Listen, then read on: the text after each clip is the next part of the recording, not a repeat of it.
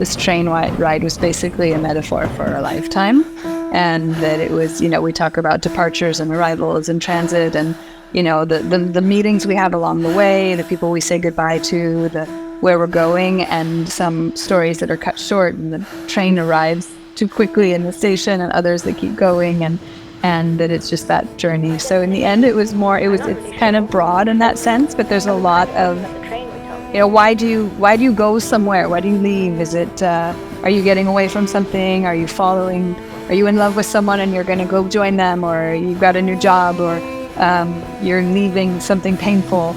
And so there's something interesting in the stories of the individuals of why each one is leaving somewhere or going somewhere.